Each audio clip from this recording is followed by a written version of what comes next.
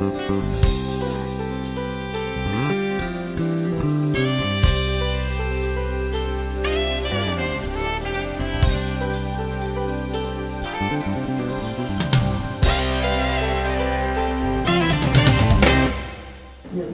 right, so what causes accents? English as a foreign language is learned and taught backwards. Okay? How did you learn your native language?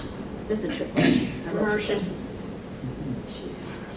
Okay, so you didn't learn it. You were immersed in it. You were immersed. You didn't learn it. You were a year old. Sit down, we're going to have a class. No, you just, mom talked. Okay. And when she talked, she gestured, she had objects, she moved, and you connected these sounds that are coming out of her mouth. What is speech? It's acoustic events. Sounds come out of people's mouths. And there's specific sounds with certain intonations and certain consonants and certain vowels that are different in each language. And the baby connects the sounds to a meaning. Now, if you're 18 months old or even 3 years old, you have no idea. Maybe when you're 3 you already know because of Sesame Street, but when you're 18 months old, you don't know A, B, C. But most of the time, you don't know what a word is, you don't know what a letter is, but you know what words mean, okay? Because you've absorbed the sounds and you've looked at the actions and you've associated speech sounds with meanings, okay? Now, when you get to school, you then see a word and you read the word and you remember what it means. Spelling does not equal pronunciation in American English. Let me give you an example. You're 3 years old, you're on the playground, okay? And there's this big tunnel, and you know kids, how many have kids that love to run through little tunnels or used to? Run through the tunnels, okay. And a really good preschool teacher who has a speech therapist on staff to advise her. And before I was specializing in foreign accent modification, I was the child language specialist. And I co-authored a book called Developing Preschool Language Programs, so I know whereof I speak. The teacher would say, oh, here's a tunnel. Let's run through the tunnel. And so they associate the experience of running through the tunnel with through. They hear through. They don't know TH. They can't even say TH. They can't even say R till they're 6 or 7. They might say twoo, but they have the sound in their mind and they run through the tunnel, okay?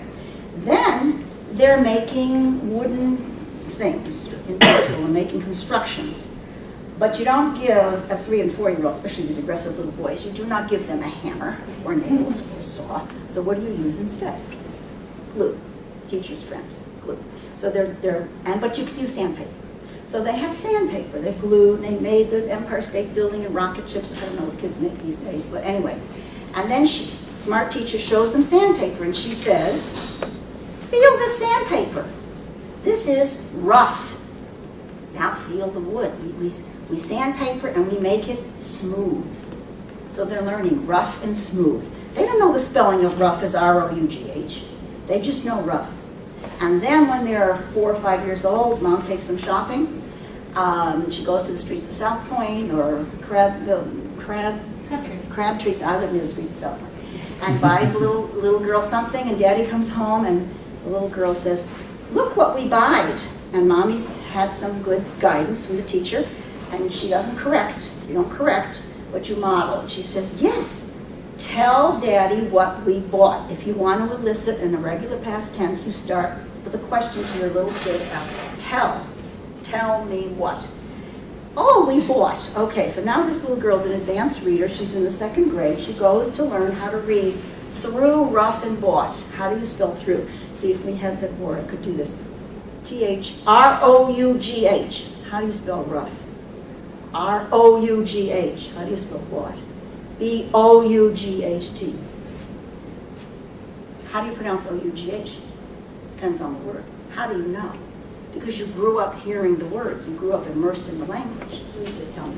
How old were you when you started studying English in school? You were 5 years old, 10 years old? 10. 10. Okay, so you were in middle school. And your teachers were from India. Yes. And they spoke British English, yes, which has a different way to pronounce the T's, and some of the vowels were different. And you really emphasized what? Reading, writing, right? How to read. You learned the alphabet. It's different than your native language. Writing. So you learned English from reading and writing. Okay. So he learned English backwards. You learned how to read it and write it, and then you could say it however your teacher said it.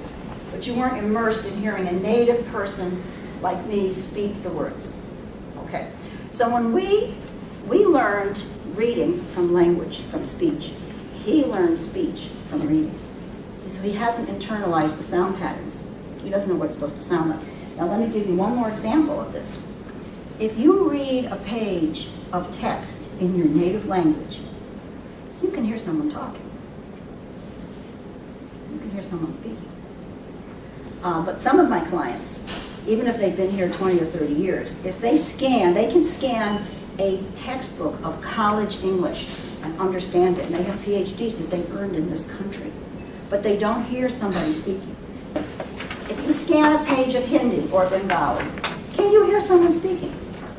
As if they're talking to you. Yes. You have the sound images of your language.